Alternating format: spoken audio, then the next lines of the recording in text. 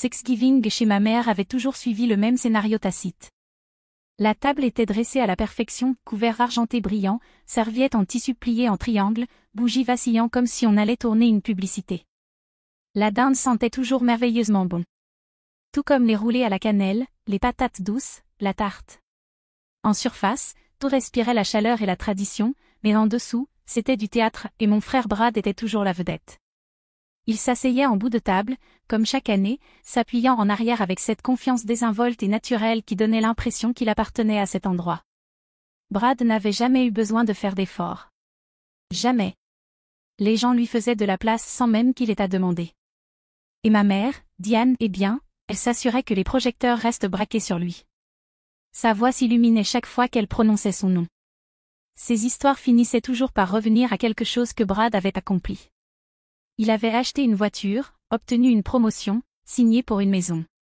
On aurait dit qu'il avait trouvé le remède contre le cancer, à la façon dont elle parlait de lui. Et moi?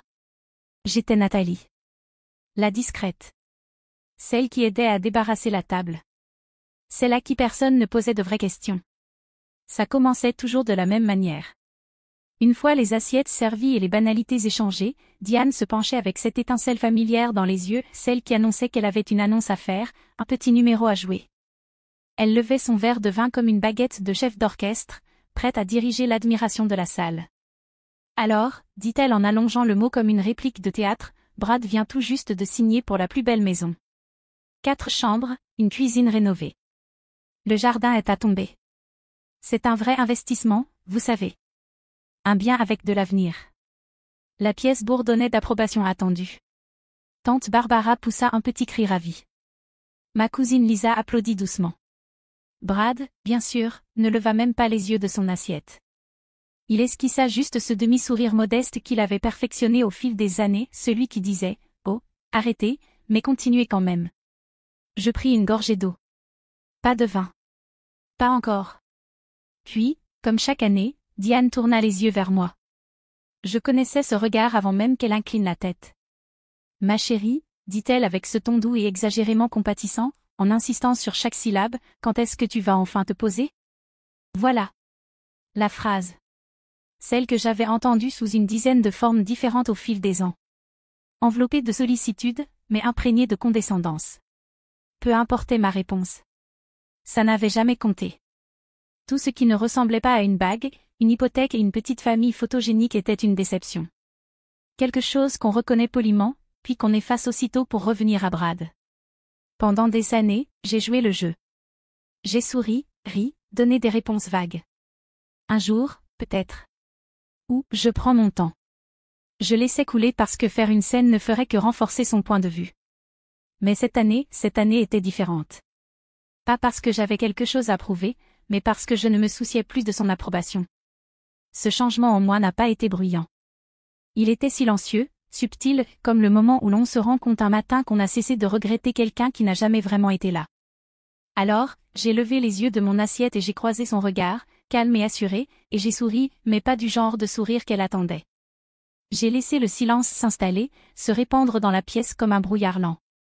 La question de Diane planait encore dans l'air, délicate mais lourde, attendant que je réponde comme toujours avec un sourire poli, une esquive douce, un clin d'œil à leur idée de ce qu'est une vraie vie. Mais cette fois, j'en avais fini avec ça. J'ai attrapé mon verre de vin, calmement, délibérément, laissant le verre reposer un instant dans ma main avant d'en prendre une gorgée mesurée.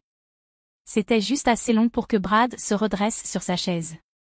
Juste assez long pour que Diane le regarde, attendant une blague à mes dépens. Juste assez long pour que tout le monde comprenne que je n'allais pas arrondir les angles. J'ai reposé doucement mon verre. Puis j'ai regardé droit ma mère. Et j'ai souri. Pas un sourire qui cherche l'approbation, un sourire qui fait se redresser les gens. Oh, ai-je dit, ma voix posée, je me suis déjà installée. Diane cligna des yeux. Tu as fait quoi? Me poser, dis-je toujours en souriant. Je n'ai juste pas invité ceux qui doutent de moi. Sa fourchette heurta l'assiette avec un claque sec, plus fort qu'il n'aurait dû l'être. Personne ne parla. Ni tante Barbe, ni Lisa, ni même Brad. Ils me regardaient tous comme si je venais de dire quelque chose d'indécent ou d'impossible. La bouche de Diane s'entr'ouvrit légèrement, ses yeux écarquillés par la confusion, comme si l'idée même que j'ai une vie en dehors de sa connaissance n'était pas seulement étrange, mais carrément insultante. Je ne baissai pas les yeux. Je la laissai faire face à toutes les suppositions qui venaient de se briser comme du verre fin. Au message silencieux derrière mes mots. Tu ne m'as jamais vu. Tu ne m'as jamais demandé. Et je n'ai pas besoin de toi. Et ce n'était que le début. Je ne me suis pas précipitée. J'ai laissé le silence s'installer. Je l'ai laissé faire le gros du travail. Parfois, l'immobilité a plus de poids que n'importe quelle voix élevée. Et ce soir-là, c'est exactement ce qui se passait. Tante Barbe fut la première à bouger. Elle se servit de la purée de pommes de terre comme si ses mains avaient besoin d'une occupation. Mais même dans ce geste, elle continuait à me lancer des regards furtifs, comme si elle essayait de faire le lien entre la Nathalie qu'elle croyait connaître et celle assise devant elle. Diane s'éclaircit la gorge. Alors, où se trouve cette maison? Sa voix était plus mesurée à présent, elle n'avait plus cette douceur mielleuse, elle était mince, prudente. Elle essayait de reprendre le contrôle, de rappeler à la table qu'elle avait encore l'autorité de poser les questions. Je haussai légèrement les épaules. Pas très loin, dis-je en attrapant le panier de pain.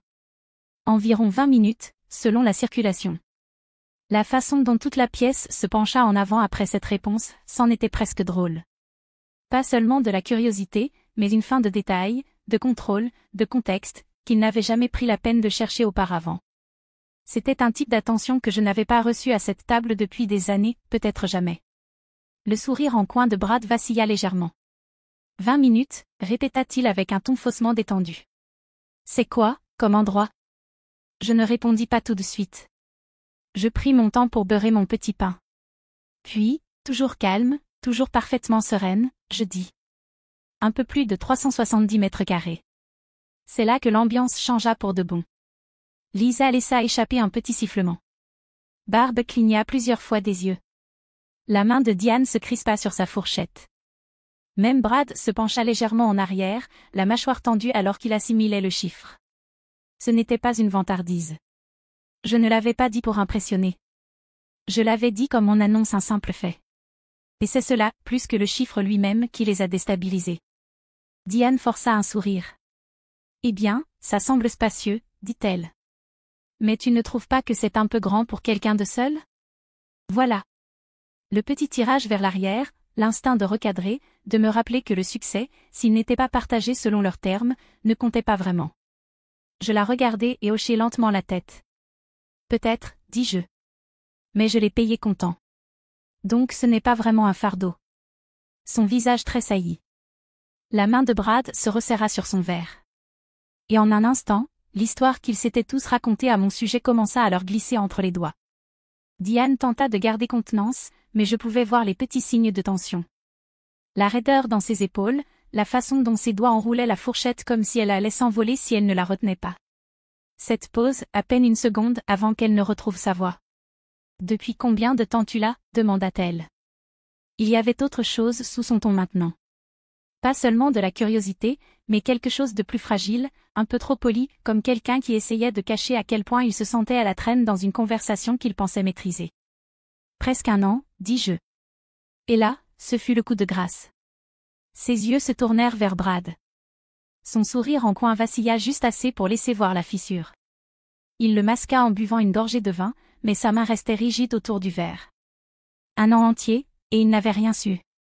Pas de pendaison de crémaillère, pas de photos, pas de traces sur les réseaux sociaux, rien. J'avais construit quelque chose entièrement par moi-même, et ils étaient passés à côté parce qu'ils n'avaient jamais pensé à demander. Diane tenta encore. Pourquoi tu ne nous l'as pas dit? Sa voix n'était pas dure cette fois. Elle était plus douce, mais pas chaleureuse. Blessée. Et ça, c'était nouveau. Je penchai légèrement la tête, comme si j'avais besoin d'un moment pour réfléchir. Ce n'était pas le cas. Je suppose que le sujet n'est jamais venu, dis-je. Je laissai mes mots s'installer. Elle n'avait pas de réponse. Rien de facile à dire. Brad laissa échapper un petit rire sec. Allez, Nathalie, dit-il en secouant la tête. Une maison, c'est quand même quelque chose d'important. C'est un peu bizarre de garder ça secret, tu ne trouves pas? Je soutins son regard calmement. Pas vraiment, dis-je. Ce n'est pas comme si quelqu'un m'avait jamais posé la question. Brad se pencha légèrement vers l'avant, les coudes sur le bord de la table comme s'il se préparait à reprendre le dessus. « C'est quoi exactement, cette maison ?» demanda-t-il. Son ton paraissait détendu, mais il y avait quelque chose en dessous, quelque chose de forcé. Comme s'il essayait déjà de contrôler le récit avant même que les détails n'arrivent. Je savais exactement ce qu'il faisait. Je l'avais vu faire ça toute ma vie. Minimiser, détourner, décrédibiliser. Je ne lui fis pas le plaisir de me presser. Je pris mon verre de vin, le fis tourner doucement, pris une gorgée silencieuse. Puis je le regardai directement. « Oh, dis-je, comme si ça venait de me traverser l'esprit. Elle est plus grande que la tienne. » Le silence qui suivit fut immédiat. Pas choqué. Pas offensé. Juste figé. Comme si la pièce avait besoin d'un moment pour absorber ce qui venait d'être dit. Le sourire en coin de Brad vacilla à nouveau, juste un tressaillement au coin des lèvres, mais ses doigts se crispèrent sur son verre. Sa mâchoire se contracta. Il n'aimait pas être sur la défensive. Pas ici. Pas devant Diane. Pas à cette table où, depuis si longtemps, il avait été intouchable. Diane cligna rapidement des yeux. Elle ouvrit la bouche, puis la referma. Pas de pirouette verbale. Pas d'éloge protecteur. Tante Barbe, toujours curieuse, se pencha en avant. Plus grande, demanda-t-elle. Quelle taille exactement? Je ne répondis pas tout de suite. Je l'ai laissé désirer la réponse. Je l'ai laissé dans cet espace inhabituel où il ne savait pas tout de moi. Enfin, je dis d'un ton léger. Un peu plus de 370 mètres carrés. Le petit souffle de surprise de Barbe était presque comique. Diane eut le souffle coupé. Et Brad ne dit rien, mais il n'en avait pas besoin. Son silence en disait long. Diane tenta de se ressaisir. Elle croisa les mains sur ses genoux, se redressa et afficha un sourire qui n'atteignit jamais ses yeux. « Eh bien, la maison de Brad est très jolie aussi, » dit-elle d'une voix un peu trop forte. « Et elle est dans un très bon quartier. Un investissement intelligent. » Brad souffla par le nez et se redressa, clairement soulagé par ce soutien. « Oui, » dit-il. « Tu sais, l'immobilier, c'est une question de timing. J'ai fait une super affaire. » Tante Barbe inclina la tête. « Attends, » dit-elle en posant sa fourchette. « Tu ne l'as pas payé en totalité ?» La question frappa plus fort qu'elle ne l'avait voulu. Elle découpa le récit de Diane d'un seul coup. Brad marqua une pause, une fraction de seconde, mais suffisamment longue. « Eh bien, non, » admit-il. « La plupart des gens ne le font pas, non ? Ce n'est pas vraiment comme ça que ça fonctionne. » Je poussai un petit murmure, hochant lentement la tête. « C'est juste, dis-je. Certains d'entre nous préfèrent simplement ne rien devoir à personne. » Brad ne répondit pas. Sa mâchoire se contracta. Ses jointures blanchirent sur la base de son verre de vin, et je sus que j'avais touché un nerf. Pour la première fois, le garçon doré ne brillait plus autant. Je m'appuyai doucement contre le dossier de ma chaise, laissai mes doigts effleurer le rebord de mon assiette et tournai mon regard vers lui. « Alors, dis-je doucement, comment va ton prêt immobilier, Brad ?» Sa bouche tressaillit. C'était à peine perceptible, mais c'était bien là. Diane regarda entre nous deux, sentant clairement la tension, sans encore comprendre où cela menait. « Brad va très bien, » dit-elle rapidement. « Il est responsable. Il l'a toujours été. » Je penchai légèrement la tête. « Ah oui? Vraiment ?» Les yeux de Brad se tournèrent vers moi, plissés. « Tu aimes parler de réussite, » dis-je calmement. « Tu fais comme si tu avais tout compris, comme si tout allait de soi. Mais la vérité, c'est que tu ne l'as pas vraiment acheté, cette maison, pas vrai ?» Il se figea. Et pendant une fraction de seconde, je vis quelque chose que je n'avais jamais vu en lui, la peur. « Quoi ?» dit Diane en se tournant vivement vers lui. « De quoi elle parle ?» Je ne sciais pas. « Tu lui as dit, Brad ?» demandai-je, la voix douce mais ferme. « Que tu tiens à peine la tête hors de l'eau ? Que tu as explosé tes cartes de crédit rien que pour la compte ? Que la banque détient la majorité de ce que tu prétends posséder ? » Le silence qui suivit était dense, presque palpable. Diane regarda Brad comme si c'était un inconnu. Il ouvrit la bouche, mais aucun son n'en sortit. « Tu mens ?» dit-il finalement, d'une voix plate, désespérée. « Tu ne sais pas de quoi tu parles. » Je me penchai, posant doucement mes coudes sur la table. « Si je mens, dis-je, montre à maman tes relevés bancaires, ton solde hypothécaire, ton score de crédit. » Il ne bougea pas. « Ne dis rien. » Et c'était toute la preuve dont on avait besoin. La serviette de Diane se tordait entre ses doigts, comme si elle pouvait empêcher la pièce de s'effondrer. Brad, murmura-t-elle. Dis-moi qu'elle a tort. Il rit. Un rire sec, creux, qui s'éteignit aussitôt. Elle veut juste semer la pagaille, dit-il en faisant un geste vague. Elle ne sait pas de quoi elle parle. Je ne cédais pas. Je ne haussais pas la voix. Si je me trompe, dis-je, alors prouve-le. C'était tout. Pas de cris, pas d'accusation. Juste des mots calmes, pesés. Et cela le démolit bien plus que n'importe quel hurlement. La mâchoire de Brad se serra si fort que je vis ses muscles tressaillir. Diane le regarda vraiment, peut-être pour la première fois depuis des années. L'assurance sur son visage avait disparu, remplacée par quelque chose de plus lourd. Le doute. Montre-moi, dit-elle. Brad, montre-moi. Il ouvrit la bouche, la referma. Passa la main dans ses cheveux. Et tout à coup, il n'avait plus l'air assuré. Il ressemblait à un enfant pris dans un mensonge trop grand pour être maquillé. Sa voix finit par sortir, faible, acculée. Très bien, marmonna-t-il. C'est 300. L'air s'échappa des poumons de Diane dans un soupir long et audible. 300 000, murmura-t-elle, à peine capable d'articuler les mots. Ce n'est pas si grave, s'empressa-t-il d'ajouter. C'est temporaire. J'ai un plan. Je restructure.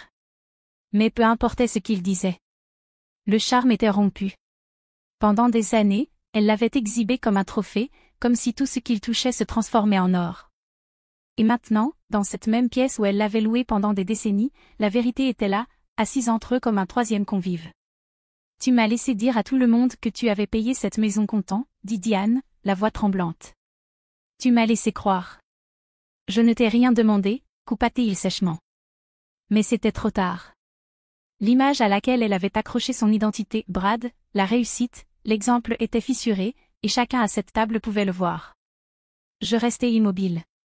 Pas besoin de tourner le couteau dans la plaie. Il était déjà bien enfoncé. Pour la première fois de ma vie, Diane ne savait plus quoi dire. Et Brad? Il avait l'air d'un homme qui avait construit son royaume sur du sable et qui venait d'entendre la marée arriver. Le silence qui suivit sa confession n'était pas gênant. Il était saisissant. Lisa se renversa sur sa chaise, les yeux écarquillés. Tante Barbe fixait son assiette comme si elle ne savait plus comment tenir sa fourchette. Même la dinde semblait refroidir plus vite dans l'air. Le genou de Brad s'agitait nerveusement sous la table. Il avait l'air d'un homme qui avait toujours compté sur une seule chose, que Diane serait toujours de son côté. Mais elle ne parlait pas. Elle le regardait juste, silencieuse, immobile, les mains maintenant croisées dans son giron comme si elles aussi avaient abandonné. Il se tourna vers moi. « Tu crois que tu as gagné quelque chose ici ?» lança-t-il avec colère. « Tu avais vraiment besoin de m'humilier à Thanksgiving ?» Je ne haussai pas le ton. « Je ne t'ai pas humilié, » répondis-je calmement. « Tu l'as fait tout seul. » Ses narines se dilatèrent, sa mâchoire se resserra à nouveau, mais cette fois, il n'avait aucune réplique, aucun sarcasme, juste un souffle court et défensif. Je regardai Diane. « Tu ne t'es jamais intéressé à ma carrière, à ma vie, à mes choix, dis-je, la voix posée mais implacable. Tu as supposé que si je n'étais pas comme Brad, c'est que j'échouais. Mais je n'ai pas échoué. J'ai juste cessé de me soumettre à un système qui ne m'a jamais incluse. » Ses lèvres s'entr'ouvrirent légèrement, peut-être pour protester, mais aucun mot ne sortit. Pendant longtemps, je m'étais convaincue que son favoritisme ne comptait pas, que j'étais au-dessus de ça. Mais en voyant son visage se transformer sous le poids de la réalité, j'ai compris autre chose. Je n'avais jamais eu besoin de sa fierté. J'avais seulement eu besoin de son honnêteté, et enfin, elle commençait à apparaître. Brad se leva brusquement, sa chaise raclant bruyamment le sol. « J'en ai fini, marmonna-t-il. Je n'ai pas à rester ici pour être jugé. »« C'est drôle, » dis-je en repliant ma serviette. « C'est exactement ce que je fais depuis des années. » Il ne répondit pas. Il s'en alla. Le son de ses pas s'éloignant dans le couloir fut le plus fort de toute la maison. Quand la porte d'entrée se referma derrière lui, Diane ne bougea toujours pas. Mais quelque chose avait changé dans la pièce. Et cette fois, ce changement était durable. Je ne parlais pas tout de suite. Je laissai le silence respirer. Diane restait figée, les doigts étroitement entrelacés dans son giron. Son regard ne quittait pas l'entrée où Brad avait disparu, mais son expression, elle, avait changé. Plus de fierté. Plus de certitude. Juste de la perte. Pour une fois, la personne restée dans la pièce avec elle n'était pas celle qui devait des explications. C'était elle. Tu as toujours supposé que j'étais à la traîne, dis-je doucement. Tu ne t'es jamais demandé où j'allais réellement. Son regard se tourna lentement vers moi, comme si elle hésitait à croiser mes yeux. Mais elle le fit. Tu penses vraiment que je ne me suis jamais souciée de toi, demanda-t-elle. Et il y avait quelque chose de plus doux dans sa voix, fin, presque effilochée. Je pense que tu tenais à la version de moi que tu pouvais comprendre, répondis-je. Celle qui ne remettait pas en question ta vision de la réussite. Celle qui te laissait tout mesurer en mètres carrés, en titres de poste, et en petites histoires polies à raconter à tes amis. Elle cligna des yeux, une fois, deux fois, puis baissa le regard vers ses mains. Tante Barbe se racla la gorge. Nathalie, dit-elle doucement, pourquoi n'as-tu jamais dit à personne ce que tu construisais? Je souris. Ni amère, ni fière, juste honnête. Parce qu'aucun d'entre vous n'a jamais demandé. Pas vraiment. Il m'avait posé des questions sur les vacances, sur la météo, mais jamais sur les longues nuits que j'avais passées à bâtir mon entreprise, ni sur les risques que j'avais pris, ou sur les victoires que personne n'avait vues. Ils ne m'avaient même pas demandé si j'allais bien quand j'avais manqué 2 Thanksgiving d'affilée. Ils avaient juste supposé que je dérivais. Diane me regarda à nouveau, et cette fois, je vis quelque chose que je n'avais pas vu depuis des années. Pas du regret, de la reconnaissance. Peut-être, pour la première fois, elle ne me voyait plus à travers le prisme de la comparaison. Peut-être qu'elle voyait enfin la femme qui avait tranquillement accompli ce qu'aucun d'eux ne croyait possible, et qui n'avait jamais eu besoin de leur validation. Je me levai lentement. Sans précipitation, sans drame, juste le doux grincement de ma chaise et le poids de tous les Thanksgiving passés qui tombaient derrière moi.